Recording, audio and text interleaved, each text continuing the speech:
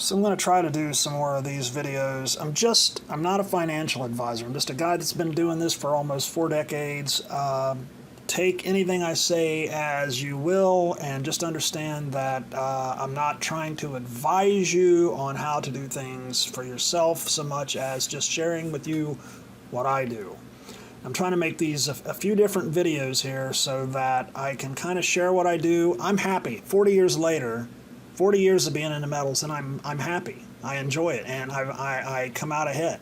So if that is any indication of whether what I'm saying is believable or not, you decide.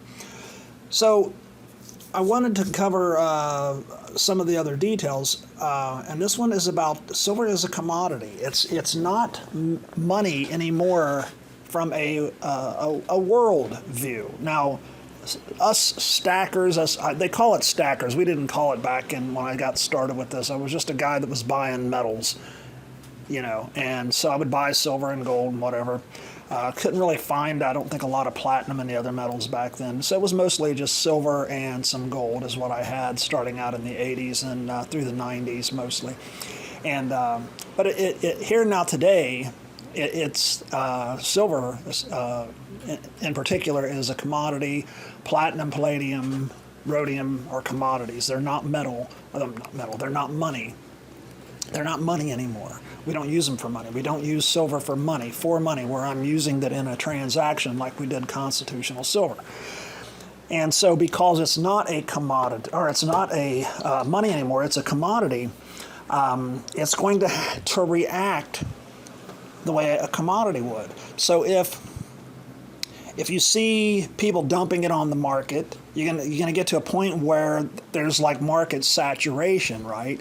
If something's saturated, the price is probably going to come down. If the market is just, say everybody is dumping it, and there's just too much out there, of course the price is probably going to come down. I'm not saying that it is. I'm just saying it probably is. And you're going to have people that buy the stuff that are going to be like your local coin shop or whatever. They're going to say, no, we can't buy any right now. We just don't have, we've got too much. I've got overhead. I've got to pay my employees. I've got to pay the light bill. I've got to pay, my rent. I got to pay my taxes. I can't keep buying silver right now because people have just dumped too much. It's not that the guy doesn't want the silver. It's that financially he is a business, and unless he can find some buyers, and he will, but just not today. He will find buyers, whether the price is today's price or it goes up a little bit or down a little bit. He's going to sell. This stuff, I've been watching this for 40 years. 39 years this year, 39 years ago, I started this. It's the same mushroom cloud every time. Sorry, that's an old reference to a series I used to watch back in the 70s. You might know what I mean. So it's the same patterns. You see the same patterns over and over and over and over.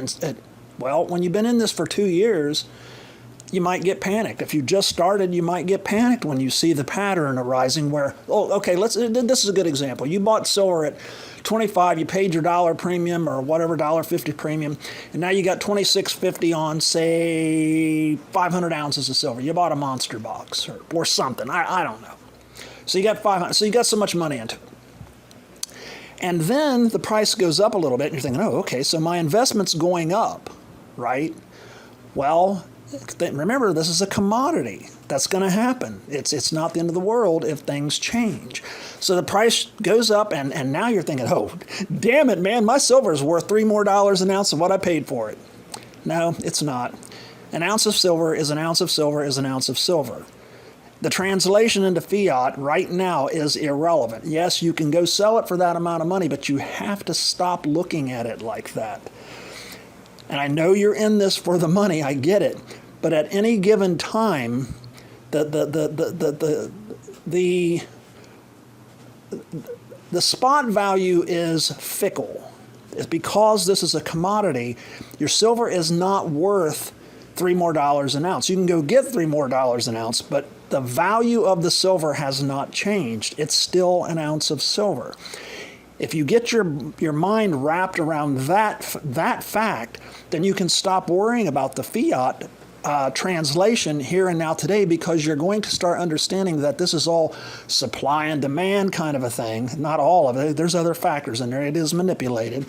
And actually the manipulation, whether you understand this right now or not, manipulation is a great thing because it means it's predictable. They want to keep the price down. That's into your advantage, because now, because it's a commodity, it's going to up and down, and you're going to be able to use that to your advantage. So the silver is silver. Just when you get your 500 ounces of silver, just look at it and say, you know what, I got 500 ounces of silver. One of these days, I may do something with this silver. And then just forget about it. Not forget about your silver, but just forget about worrying about what the fiat price is right now. That's going to change. It's going to be all over the place. So what happens is it goes up $3. People think, oh, my silver's worth $3 more. And then it goes down $6. And now they're like, fuck. Now I'm losing $3. No, you're not. You're not. You don't lose anything unless you get stupid enough to sell on the dip. That's when you lose. You don't lose a dime. You've still got 500 ounces of silver. You see what I'm saying? Silver is silver is silver. You got 500 ounces that you have because it's a commodity, it's going to go up and down and up and down and up and down. 40 years I've been watching this. 40 years I've never lost a dime. 40 years I've always come out ahead, and I still love this game after 40 years, 39 years this year, 4 decades. Now, why do I still love it if this is such a crappy game? I'm not a dealer. I don't deal. I'm a private guy living in my own little condo kind of a place here. And I don't sell. I'm not a dealer. I don't have any real relationships with a dealer. I've got a local corn shop here. I don't do this as a business. I'm not pushing anybody as a business. So why do I still love it after nearly 4 decades? I have to be doing something that's making me happy with it, right? I mean, I just bought $4,000 worth of, last month, we bought $4,000 in Silver Eagles and almost $2,000. I bought a couple ounces of platinum because of the price dropped, and it was just like, oh, okay. I was going to go buy more silver, but then the platinum price came down. I'm like, well, the hell with that. The platinum price is down. I'm going to go buy a couple ounces. So we spent about $6,000 last month on metals, $4,000 in silver and $2,000-ish in platinum. And I'm still happy. Couldn't be happier. So it's because it is a commodity. That's the reason. It's a commodity that I know is going to go up again. I know it's going to go down again. The platinum price comes down and comes down. Right after I bought the platinum, it went back. It went from $850 back up to around $1,000. Now I'm not saying that I would have done this, but theoretically I could have bought it on a Friday, paid my $850 plus my $100 premium, $900. I paid $1,900 for 2 ounces. $1,900, yeah, it was $1,900 for 2 ounces. It went back up, and I could have literally made $100 the next week when it went back up and was higher than what I paid for it. It was like almost $1,000 within 10 or 12 days. So I could have made $100, and now nobody's going to do that, but I could have literally come out $100 ahead. And if I had sold it on eBay, I could have made $300. Because I would have gotten that premium back. You can sell this shit on eBay all day long. And I know because I've done it in the past whenever I wanted to get my premium back.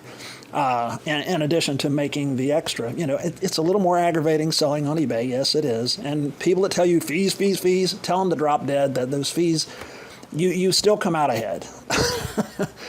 Unless you're giving your metal away, in which case you probably shouldn't be doing this to begin with. But it's a commodity. Stop watching the chart with fear.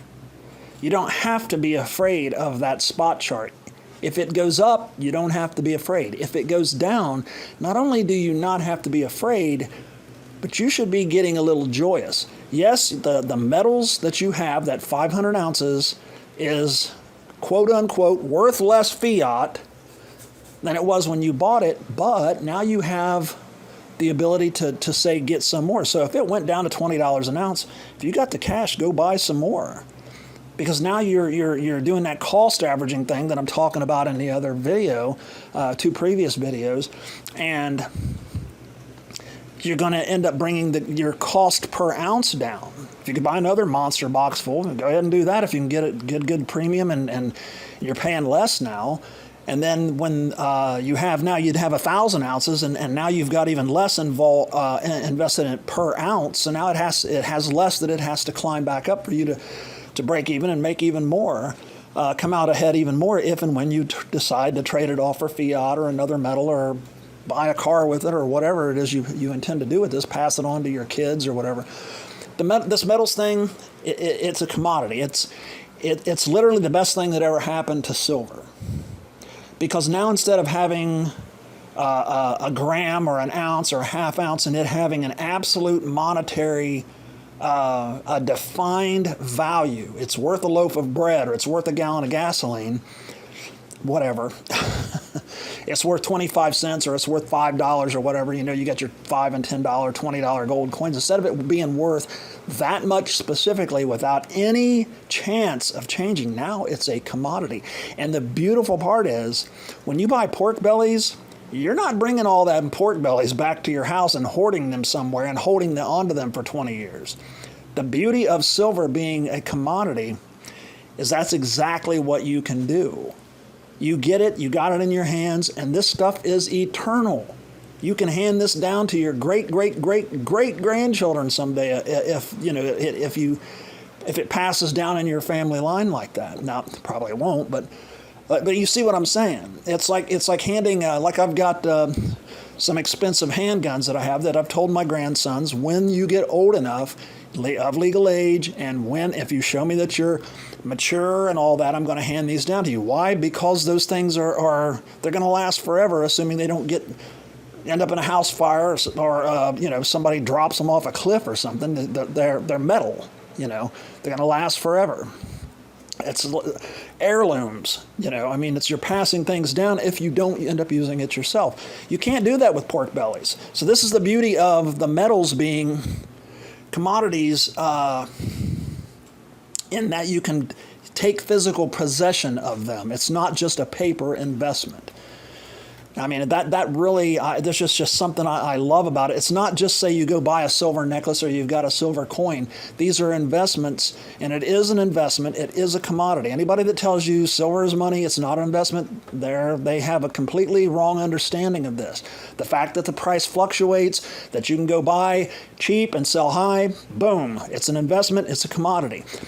Gold is a little harder there, and I will admit that. When they say that about gold, I've got to kind of admit it because of the way government interests, and they use it for like a reserve metal still. Even though we're not on the gold standard, it's still used, but like that by these different governments and everything. Silver's not like that. Platinum, palladium, rhodium, they're not like that. These are they're commodity metals, and use that to your advantage. Buy low, sell high. Buy low, trade high, whatever it is you do. And just remember, this is a long game. You're in the commodities game for the long haul, and you're going to come out ahead. Don't freak out about the price going up. Don't freak out about the price going low. Just watch it, and whenever you can get any kind of advantage when it's high or low, then you use that to your advantage. You use that to come out ahead. And that's how we do it. You all have a great day.